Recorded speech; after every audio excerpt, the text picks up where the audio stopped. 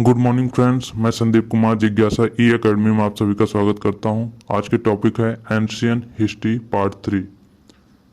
पहला क्वेश्चन है, अशोक के शिलालेख पर किस लिपि का प्रयोग किया गया था? ब्राह्मी, देवनागरी, गुरमुखी, संस्कृत। तो ऑप्शन ए सही है आपका, ब्राह्मी। निम्नलिखित में से कौन कनिष्क के राजवैद्य थे? कनिष्क के राजवैद्य वासुमित्र, नागार्जुन, चरक, पतंजलि। तो आपका इसमें सही है सी, चरक। निम्नलिखित में से कौन शासक कुषाण वंश से थे? खरफिसे प्रथम, विक्रमादित्य, पुष्पमित्र, दंती दुर्ग। तो इसमें आपका आंसर सही होगा खरफिसे प्रथम, खरफिसे प्रथम सही होगा। निम्नलिखित में से कौन शासक कुषाण वंश से थे? तो खरफिसे प्रथम।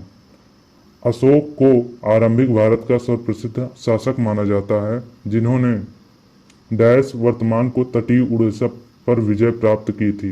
डैश यानी यहाँ पे पाटलिपुत्र, प्रयाग, तक्षशिला, कलिंग। क्या होगा? तो यहाँ पे हो जाएगा कलिंग।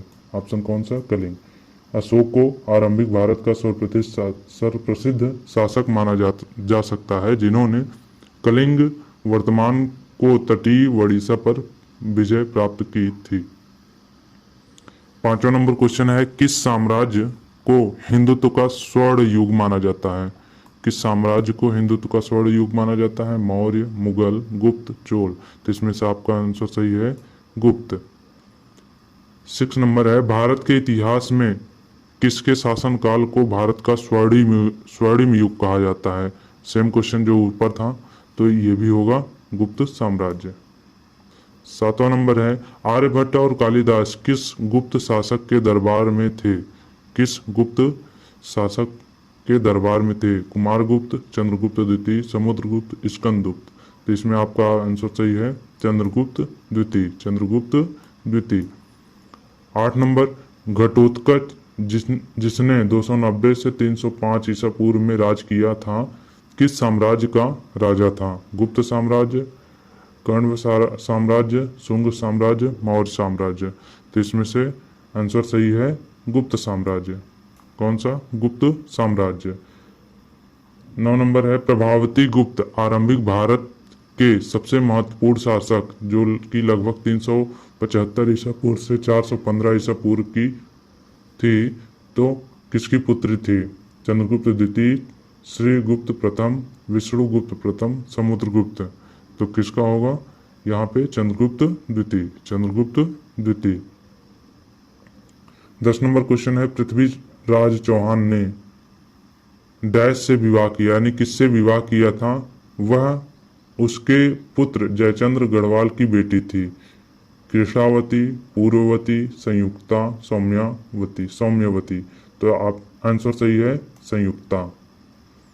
11 नंबर है, पृथ्वीराज चौहान के पिता का नाम क्या था? पृथ्वीराज चौहान के पिता कौन थे? जीत चौहान, हयात चौहान, सोमेश्वर चौहान, त्रिलोक चौहान। आंसर सही है सोमेश्वर चौहान। उस कवि का नाम बताइए जिसने पृथ्वीराज रासो नामक एक कविता लिखी थी, जिसने पृथ्वीराज चौहान के जीवन का वर्णन किया गया था। जिसमें यहाँ पे जिसमें होना चाहिए, जिसमें पृथ्वीराज चौहान के जीवन का वर्णन किया गया है। तो वीर सिरोजा, चंद बरदाई, मिर्जा उमेद, नूर फतेह। तो आंसर सही है चंद बरदाई। 13 नंबर है, संगम साहित्य के संरक्षक कौन थे? नायक, चंदेल, पांड्यस, सोलंकी। आंसर सही है पांड्यस। चोलों के समय का बृहदेश्वर मंदिर कहाँ स्थित है? मैसूर, महाबलीपुरम, तंजावुर, कन्याकुमारी। आंसर सही है तंजावुर।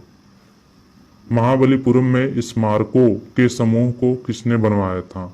चोल राजाओं ने, पल्लव राजाओं ने, चेर राजाओं ने, चालुक्य राजाओं ने। तो आंसर कौन सा है? पल्लव राजाओं ने। महाबलीपुरम में स्मारकों का समूह जो बनवाया गया था, पल्लव राजाओं ने बनवाया था। प्रथम हूण आक्रमण कब हुआ था?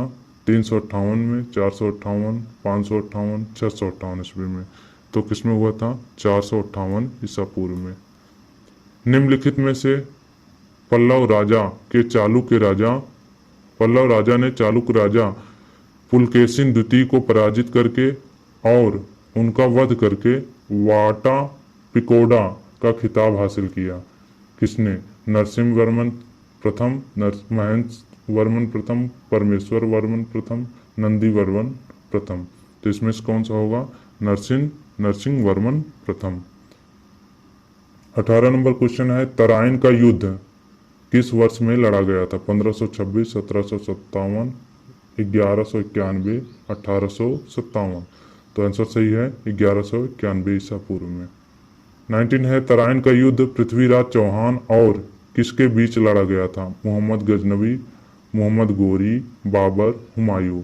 तो इसमें कौन सा? मोहम्मद गोरी और पृथ्वीराज चौहान के बीच लड़ा गया था तराइन का युद्ध।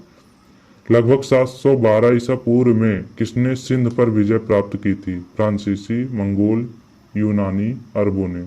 तो किसने? अरबों ने प्राप्त किया था। आज का ये 20 क्वेश्चन समाप्त हुआ। मिलते हैं नेक्स्ट वीडियो में। जय हिंद।